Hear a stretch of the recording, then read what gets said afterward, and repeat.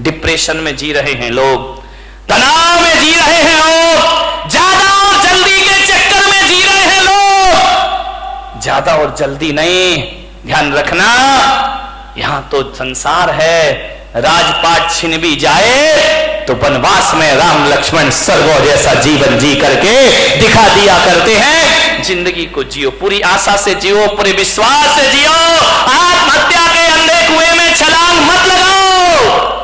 यदि आप ऐसे विचार, महिलाओं से मेरा निवेदन, पुरुषों से मेरा निवेदन है बड़ी विनम्रता के साथ, जब अपनी उपलब्धियों पर अकड़ हो तो अपने ऊपर वालों को देखना।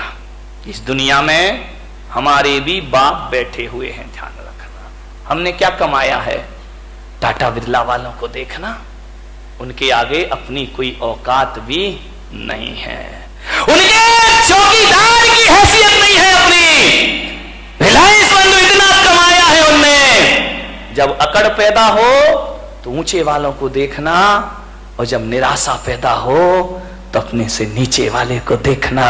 जिंदगी तुम्हारी आनंद में परिवर्तित हो जाएगी। मेरे पास इतना है, ईश्वर ने इतना दिया है। ऐसे भी लोग हैं जिनके पास 4 छत, 4 दीवार और 1 छत भी मौजूद नहीं है। ध्यान रखिए, मान्यवर सोचना है। भौतिक असफलताएं और भौतिक सफलताएं, जब भौतिक सफलताएं आदमी को जीवन दे नहीं सकती हैं तो भौतिक असफलताओं को जीवन लेने का कोई अधिकार भी नहीं हुआ करता है। मान्यवर जीवन को जियो, पूरी जिंदा दिली के साथ जियो, हर हाल में जियो। जैसा भी जीवन आए ध्यान रखना। माता पिता डांट दे बच्चों को, गुस्सा कर दे तो ये मत सोचना कि मेरे बाप ने मुझे डांट दिया, मेरी मां ने मुझे डांट दिया। बच्चों से मेरा निवेदन है, सासू डांट दे तो बहू आवेश में ना आ जाए, वो इतना सा सोच ले, एक विचार बना ले कि यार माँ बाप नहीं डांटेंगे तो हमें कौन डांटेगा। ये डांटने का हक तो हमने दुनिया में माँ बाप को दे रखा है। अरे बड़े बुजुर्ग नहीं डांटेंगे तो हमें कौन डांटेगा। इतना सोच लो, बड़ी तसल्ली मिलेगी। हमारे ऊपर अनुशासन कौन रखेगा, फिर वो नहीं डांटेंगे तो कौन डांटेगा। और बड़े बुजुर्गों से निवेदन है, बच्चे बेटियां बहुएं गलती कर दें तो डांटने से पहले सोचना, बच्चे गलती नहीं करेंगे तो कौन गलती करेगा। आपका घर चुकी बच्चों से तो गलतियां होती है, बहू से तो गलतियां, अरे आई है बच्ची है ससुराल से आई है, हो गई गलती, उसके लिए इतना तमाशा खड़ा करने की क्या जरूरत। जीवन को सुखी बनाने की छोटी छोटी सी बातें हैं, ये आपकी जिंदगी को बदल के रख देंगे, पलट के रख देंगे। गलतियां तो बच्चों से ही होती हैं। बड़े सोच ले बच्चे तो गलती करेंगे ही करेंगे, और बच्चे सोच ले माँ बाप तो डांटेंगे ही डांटेंगे। जिंदगी को समझना, आराम से जियो। जिंदगी जीना एक कला है मेरे भाई, इस कला को थोड़ा सा सीखिए। ये जिंदगी बोझ भी होती है और जिंदगी वरदान भी हुआ करती है मेरे भाई। कांटों पे नजर होगी तो दुनिया में कांटे ही कांटे हैं, फूलों पे नजर होगी तो दुनिया में फूल ही फूल हुआ करते हैं। मान्यवर निवेदन है आपसे, पूरी जिंदगी को हौसले से जीने का प्रयास, हर हाल में जियो। एक साधु थे, अपनी बात समाप्त करता हूं। कुटिया में बैठे हुए थे और अचानक कोई एक गाय लेकर आया कि संत जी गौदान देता हूं, आज से ये गाय आपके आश्रम में रहेगी। संत ने कहा मजा आ गया, ये गाय मेरे आश्रम में रहेगी। बोले चेले चपाटी थे, बड़े खुश हुए, गाय आ गई, गाय आ गई, कल से दूध पिएंगे, दही बनेगा, छाछ मिलेगा, मावा मिलेगा। बहुत खुश हुए। संत ने गाय की बड़ी सेवा की, बड़े अच्छे से रखा, घास खिलाई, पानी पिलाया, बड़ी मस्ती संत की। 3 दिन बाद पता चला कोई गाय उठा के ले गया। संत ने कहा मजा आ गया। अरे चेलों ने कहा बाबा जी पागल हो गए क्या, गाय आई थी तब तो मजा आया था, ये चली गई तो अब काय का। अरे बोले बड़ा मजा आ गया, बड़ी जिंदगी आनंद में हो गई। अरे बोले संत जी पागल दिमाग खराब हुआ। बोली अब दूध कहां मिलेगा, मावा कहां मिलेगा, छाछ कहां मिलेगा।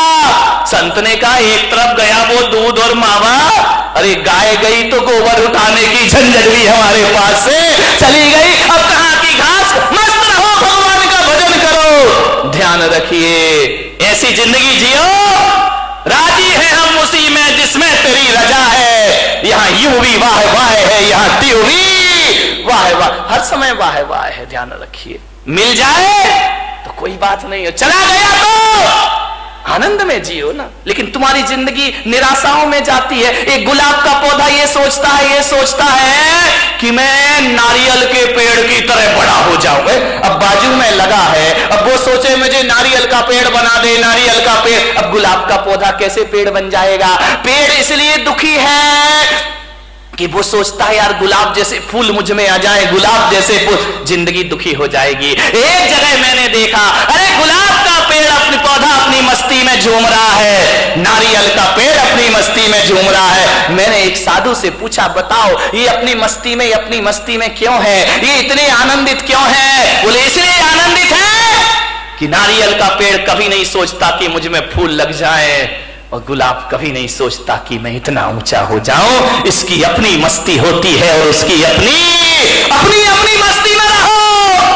अरे मेरे भाई, पूनम की रात का जो सौंदर्य है ना, कभी कभी अमावस भी बड़ी सुंदर लगा करती है मेरे भाई। यदि अमावस की रात ना होगी तो पूनम का सौंदर्य कौन जान पाएगा। यदि जीवन में दुख नहीं होंगे तो सुख का स्वाद। एक बात बता, यदि इस जिंदगी में सुखी सुख होता, दुख नहीं होता, तो क्या करते आप बताइए? सबको सुख, सब सुखी सुख। अब कोई बोले ये छोटी उंगली, ये बड़ी उंगली, ये बीच की, अरे भाई क्या दिक्कत है? अब ये एक बात बताई, यदि पांचों उंगली भगवान एक सी बना देता तो क्या करते आप? कल्पना करो, कभी सोचते हो ये पांचों उंगली एक सी हो जाती तो ना लिखने का आनंद ले पाते, ना खाने का आनंद ले पाते, सामान उठाते नहीं बनता।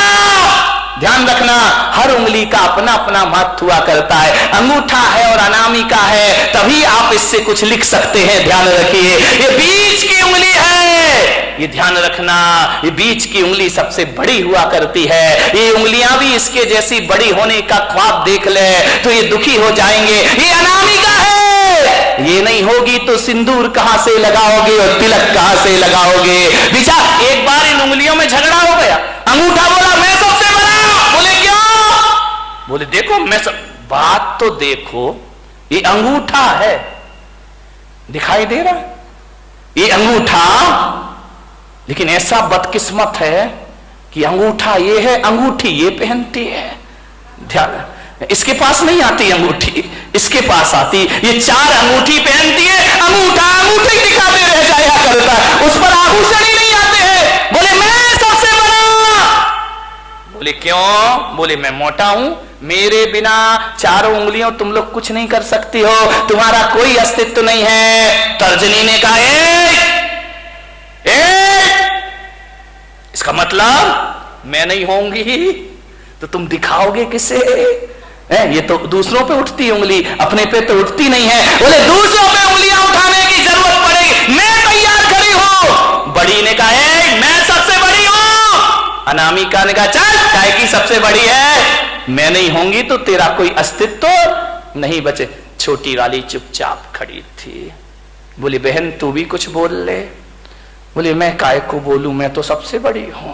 अरे बोली छुटकी ज्यादा बोल रही है, इतनी सी तो है, तो कह रही सबसे बड़ी हूं। बोले तू क्या करती है? अंगूठा ने कहा मैं साइन करता हूं, अंगूठा लगाता हूं। तू क्या साइन करेगा? तर्जनी ने कहा मैं नहीं होंगी तो पेन कहां से पकड़ लेगा? तो बीच वाली ने बोली चल तेरे में ताकत तो मेरे से आया करती है। छिंगली ने कहा देखो, छोटी वाली ने, मेरे पास कुछ नहीं है, मैं सबसे छोटी हूं, लेकिन मैं इतना जानती हूं, मैं सबसे बड़ी हूं, मैं सबसे बड़ी हूं। बोले छोटी हो के अपने को बड़ी क्यों कह रही है? बोले इसलिए कि जब जब भगवान को प्रणाम किया जाता है मैं सबसे आगे खड़ी रहती हूं और तुम सब मेरे पीछे खड़े। ध्यान रखिए, प्रणाम करोगे तो छोटी वाली, जो झुकना जानता, जो प्रणाम करता, वो सबसे बड़ा हुआ करता। किसी से क्षमा मांगो, देखो लड़ने में तो तर्जनी तुम तैयार रहती हो, लेकिन जब माफी मांगी जाती है तो मैं सबसे आगे खड़ी रहा कर। सबका आनंद है अपना अपना, सब उंगलियां एक सी हो जाएं तो जीने का मजा क्या बचेगा मेरे भाई। ये छोटे बड़े नहीं रहेंगे तो जिंदगी कैसे चलेगी। इस दुनिया में क्षत्रिय की भी जरूरत है, इस दुनिया में ब्राह्मण की भी जरूरत है, इस दुनिया में वैश्य की भी जरूरत है, और इस दुनिया में शूद्र की भी। शूद्र नहीं होंगे ना 3 दिन हड़ताल करने जीना मुश्किल हो जाएगा मेरे भाई, ध्यान रखिए। सबका अपना महत्व है, अपने अपने में राजी हो जाओ। राजी है हम उसी में जिसमें तेरी रजा है। यहां त्यों भी वाह वाह है। यहां कबीर का झोपड़ा एक दिन बेश्या के कोठे के सामने बना दिया गया। बेश्या को बड़ी परेशानी हुई, कबीर को कोई परेशानी नहीं थी। संतों को क्या परेशानी, परेशानी तो संतों से दुनिया को है। कबीर अपनी भक्ति करता था, राम नाम भजन में लीन रहता था। बेश्या को डिस्टर्ब हो गया। रोज बेश्या के कोठे में ढोलक बजती, तबले पर थाप पड़ती, घुंघरुओं की आवाज आती, और जब घुंघरुओं की आवाज और ढोलक की थाप पड़ती, कबीर उस संगीत में अपने राम का भजन किया करता, भगवान का स्मरण। बड़ा आनंद है मुझे इस जीवन में। लेकिन जैसे ही कबीर भजन गाता तो ये दीवाने मतवाले लोग बेश्या के कोठे में जाते और कबीर का भजन सुनते, कबीर के पास जाकर बैठ जाते। अरे बेश्या ने कहा ये कबीर तो मेरा धंधा चौपट कर देगा। जे लोग आते हैं वासना के लिए, ये साधना में लगा देता है। बोले ये तो मेरी दुकानदारी पूरी बंद कर देगा। बेश्या ने कहा इसका झोपड़ा हटाओ यहां से, अपना धंधा बंद हो जाएगा। लोग कबीर के पास जाते हैं, शरीर को नश्वर समझने लगते हैं, भोगों को नश्वर समझने लगते हैं। और ये आदमी भोगों को नश्वर समझेगा तो मेरा तो खाना खराब हो जाएगा। बेश्या ने अपने यारों से कहा कि जा आज रात को कबीर का झोपड़े में आग लगा दो, जला दो रात को। रात हुई, बेश्या के यार गए, कबीर के झोपड़े में आग लगा दी। घास फूस का झोपड़ा धू धू करके जलने लगा। कबीर ने देखा मां, अभी तो ये झोपड़ा तू कितना चाहता है मेरा राम, मुझे कितना प्यार करता है। क्योंकि जब ये झोपड़ा था ना तब तुझे दिक्कत होती थी मुझे देखने में। अब झोपड़ा हटा दिया, आओ अपन सामने से दीदार करेंगे। बीच की दीवार खत्म हो गई, मजा आ गया, हरि भजन करने लगा, जल गया झोपड़ा। बोले लोग हवन यज्ञ करते हैं तो आहुतियां डालते हैं, वारे मेरे राम जी तुमने तो मेरा झोपड़ा ही आहुति में डाल दिया, मजा आ गया। अब खुल के आकाश को देखेंगे, चांद सितारों का सौंदर्य देखेंगे। बहुत खुश हुआ कबीर। बात बदल गई। किस्मत को बदलने में ध्यान रखना, 100 साल में किस्मत जरूर बदलती है, ध्यान रखना। ऐसा कोई नहीं जिसकी किस्मत ना बदलती हो, जरूर बदलेगी किस्मत। आज है कल नहीं रहेगा, आज कुछ नहीं है कल सब कुछ होगा, ध्यान रखिए। हवा का एक झोंका आया और कबीर के झोपड़े की आग बेश्या के कोठे तक पहुंच गई। और उस आग ने पर्दे जलाना शुरू कर दिए, पर्दे जल रहे हैं, साज-बाज जलने लगे, ढोलक फट गई, हारमोनियम जल गया। बेश्या उठी, ये क्या हो गया, मेरे कोठे में आग लग गई, मेरी जिंदगी भर की कमाई सब मिट्टी में मिल गई। बहुत परेशान हुई बेश्या, कोई बुझाने वाला नहीं उस रात को उसके कोठे की आग। सवेरे तक कोठा जल जल के धुआं हो गया। दौड़ी दौड़ी गई कबीर के पास, कबीर कबीर कबीर। कबीर तो भगवान की राम धुन में लगे हुए हैं। अरे कबीर उठो, देखो ये क्या हो गया है। कबीर भगवान के भजन में ले, वाह मेरा हरि, मेरा परमात्मा, मेरे राम, बड़ी कृपा है, बड़ी मेहरबानी है तुम्हारी। बेश्या ने कहा कबीर तेरे तो आगे पीछे कोई नहीं है, तू तो साधु अक्खड़ पक्कड़ है, मेरी तो जिंदगी भर की कमाई धू धू करके जल गई कबीर, मैं बर्बाद हो गई।